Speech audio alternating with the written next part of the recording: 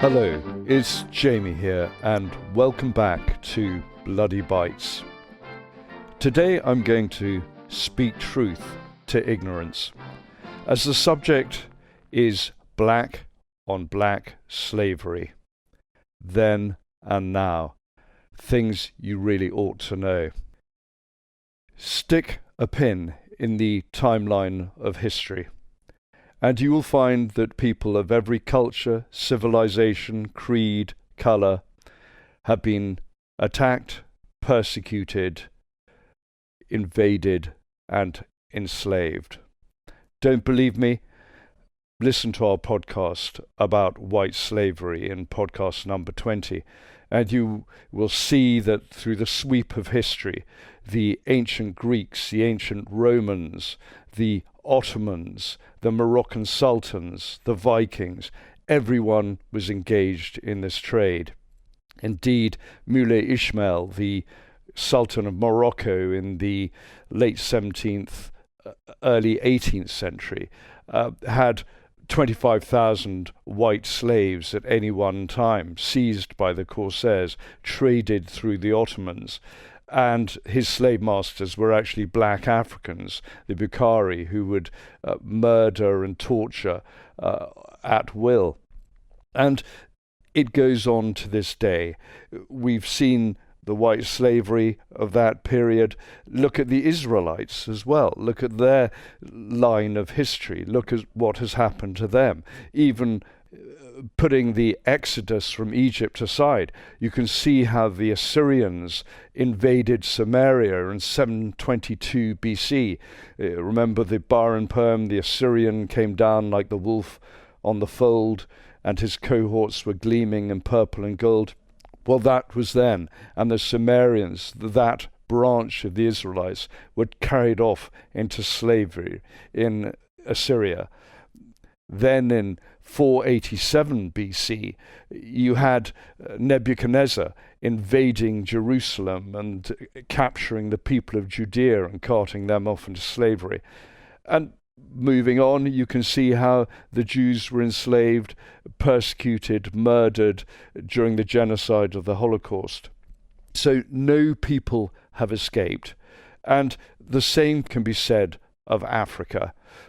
You can start anywhere in history, but way before transatlantic slavery, there was slavery throughout Africa. Take your pick. The people of Ethiopia, way back to the 4th century AD, were engaged in slavery. The Amhara people and the Oromo people. Slavery was part of their culture. You move across Africa to any place you want, to modern day Niger, for example. And during that period, the people of that area, the Hausa, Kanuri, they were engaged in slavery, and we'll come on to some of their rulers then. You can go to the Igbo people of modern day Nigeria, and way back in history they were practicing this idea of legal deterrent, that anyone who had shamed their families, anyone who had displeased the chieftains and their heads of tribes, anyone who had committed crimes in the eyes of their societies, they could be exiled to other tribes or sent into slavery within their kingdoms. You go further down to the Dahomey of modern-day Benin, they were engaged in slavery. The Ashanti, the Imbangala of modern-day Angola, they were engaged in slavery. And what the transatlantic slave trade did was simply tap into those cultures, those tribes that were already engaged in slavery. Indeed, the Zulu made a habit of enslaving those they captured, the Swazi, the Matabele, the Xhosa, you name it, they were engaged. Anywhere that African empires spread, they engaged in slavery.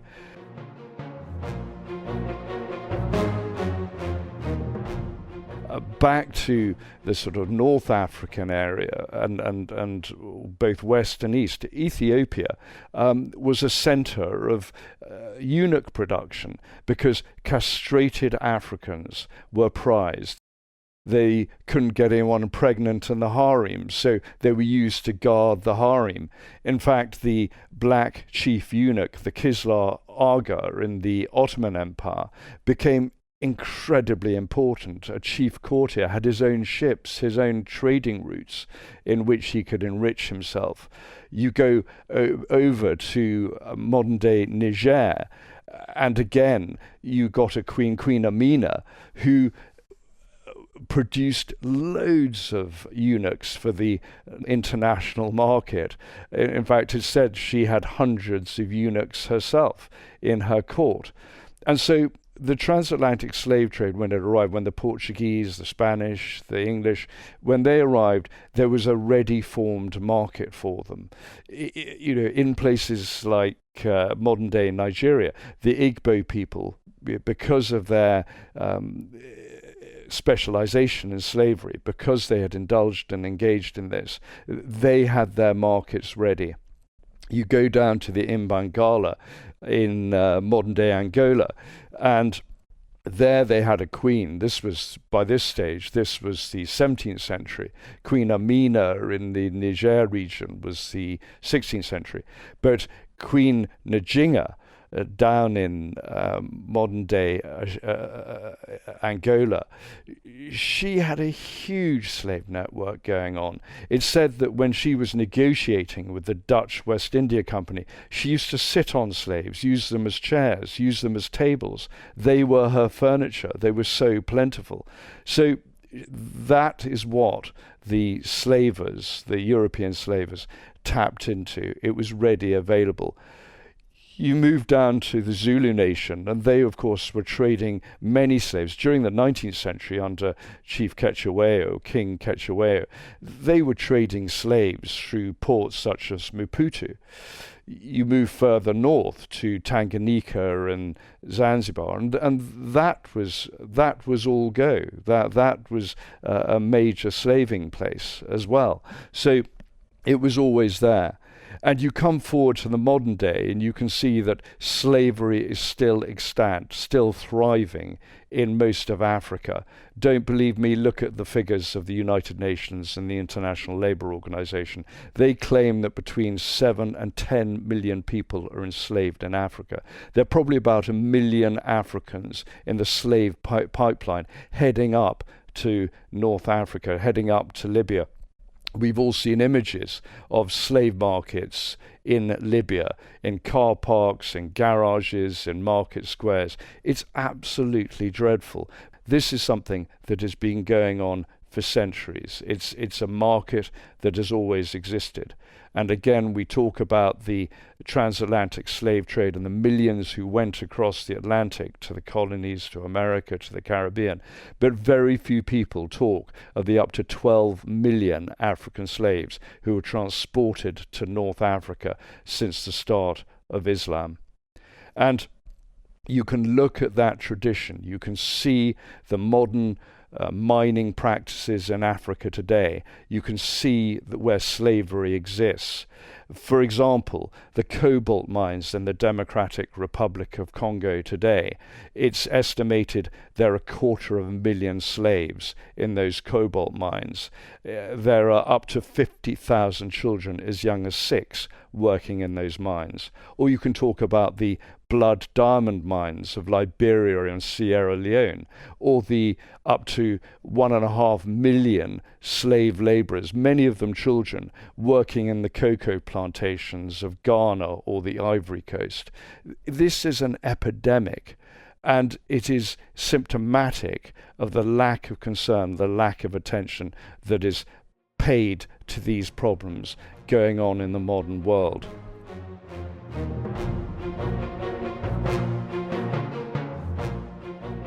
Look at what happens to women and girls throughout Africa. In places such as Niger, in Mauritania, you get systems like Wahea, the fifth wife syndrome practice, where because prostitution is banned, women are enslaved and just added as a fifth wife in Muslim families in those areas. You have that practice going on. Slave prostitutes, slave wives. There are probably 150,000 in Niger. There are 100,000 in Mauritania. And never forget that Mauritania only abolished slavery in 1981. And yet, even to this day, I think there's only been one slave master prosecuted. So this goes on all the time. And then I've mentioned the debt bondage in places like Ghana. You can sell your virgin daughters to other families, give them in lieu of debt. Then you get Trokosi, the practice of selling daughters, selling young girls to shrines, to voodoo priests, who then rape them because they claim that this is what the gods, their voodoo gods, want them to do. Don't pretend this is a part-time activity. Don't pretend this is a minority sport. It's not. This is going on all across Africa. And that's the girls. For the boys, they have an equally terrible time. You know, people know about the child soldiers of the Lord's Resistance Army in Uganda from the 1980s to the early 2000s, or the Revolutionary United Front in Liberia. Again, tens of thousands of boys enslaved into military service and told that they'd be immune to bullets because of magic charms and things such as that. Then you find that not only are they being used as soldiers, round Lake Volta in Ghana, thousands of boys are being used as slaves to work on farms, to dive and untangle nets. And Lake Volta is one of the largest artificial reservoir lakes in the world, 3,000 square miles. So it's a vast territory, and it's a vast territory for enslaving children. Then, of course, they've discovered in Tanzania and remote regions, they found mines again with boys as young as 8 working down those mines, held captive by armed guards. And again, that market exists. In Uganda, it's even worse, if you can imagine it, because it's said that over 3,000 boys a year are murdered in order that their genitals and hands are cut off to be used as lucky charms. And there have been prosecutions, so there is evidence of this. But again, this goes on all the time. And you can probably remember the African leaders putting out candles in the shape of Africa, lighting candles at the millennium, saying this is the century of Africa. And yet no one talks, or very few people talk, about the problems that are going on in Africa today. The endemic corruption, the endemic slavery that is going on. And I've mentioned the 1 million slaves in the pipeline going up to places like Libya today. And again, it is a real problem. And that slave market, those slave markets still exist. And you look at the kafala system of indentured labor in the Middle East, around the Gulf and in Saudi Arabia, and that so often is tantamount to slavery. Again, very few people say or do anything about it.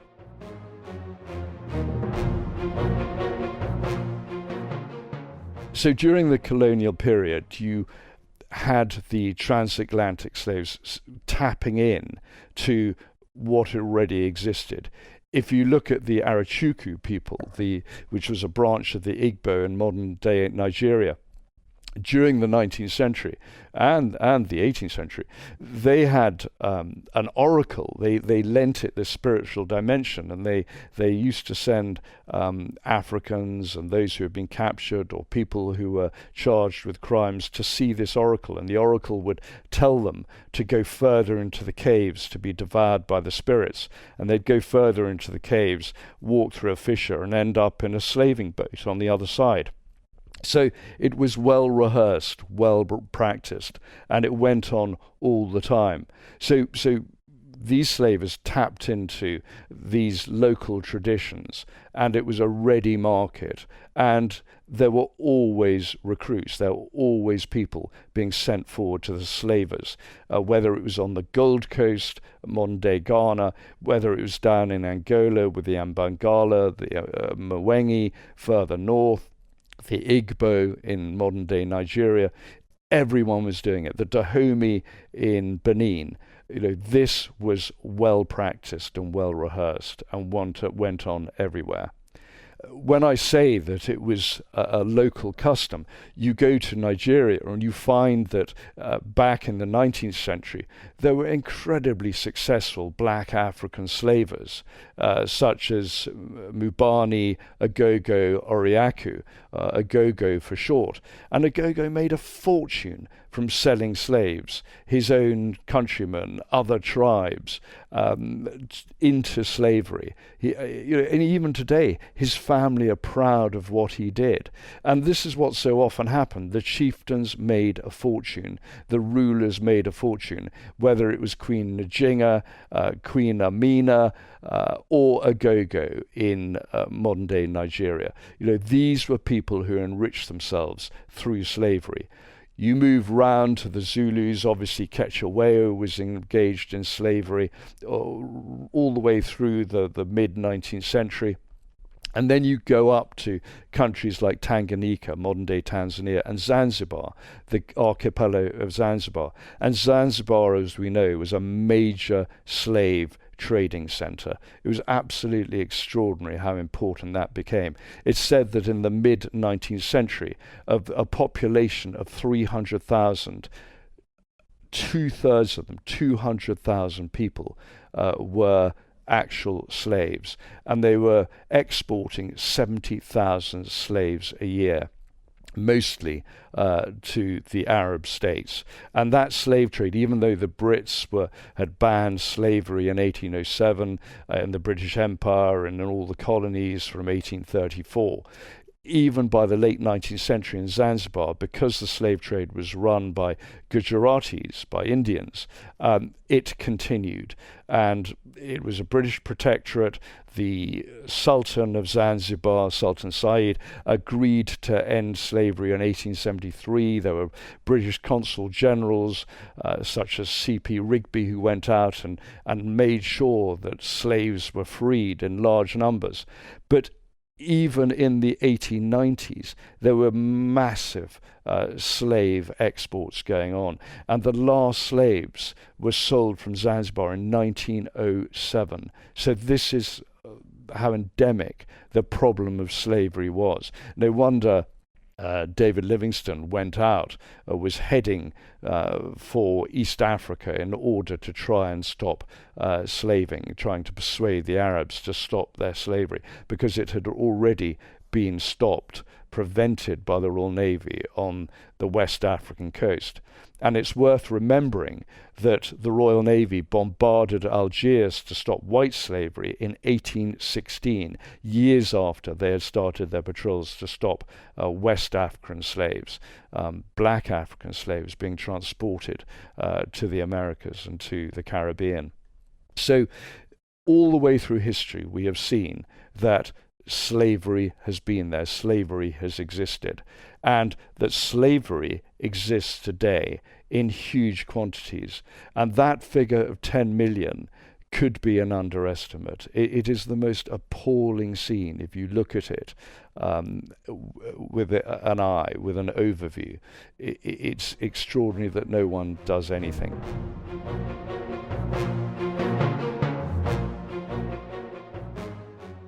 It leads me to this thought, in that in the year 2000, the United Nations came up with their Victims of Trafficking Act, the prohibition of trafficking.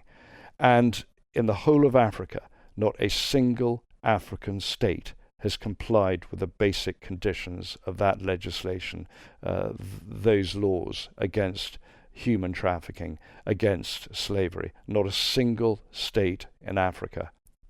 And yet, we come to today and we see that maybe because of cultural norms, identity politics, you name it, everyone wants to talk about the transatlantic slave trade that Britain, for example, legislated against in 1807, that countries like Holland and Belgium ended in the 1860s.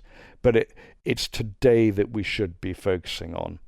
And I end really with a thought that those people, those activists, those campaigners, those Caribbean politicians who constantly point the finger of blame at Europe or at America for the transatlantic slave trade, I very rarely hear them talk about the modern slave trade in Africa.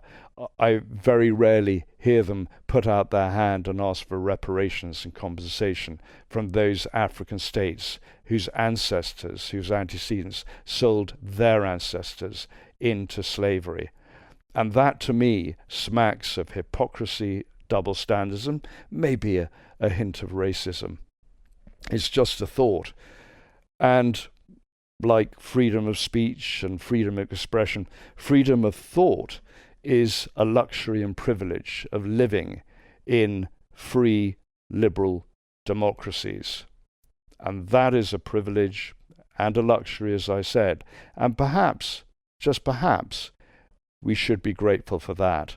Even the ancestors, the descendants of slaves, can be grateful for that. I mentioned the Assyrians at the start, how they came down like a wolf on the fold. It's worth remembering that in Kings 2, the angel of the Lord ends up destroying an Assyrian army of over 100,000 in revenge.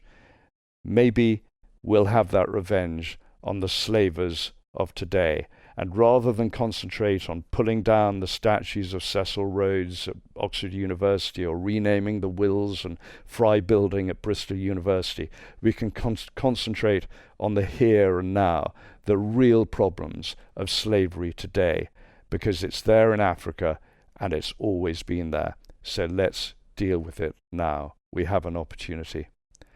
That's all from Bloody Bites. Thank you for listening, and catch up next time. So it goes. His name is James Jackson. My name is Tom Assheton. You've been listening to Bloody Bites from Bloody Violent History. Please pass this podcast on to a friend. You can contact me at talk@bloodyviolenthistory.com. Thank you and good luck.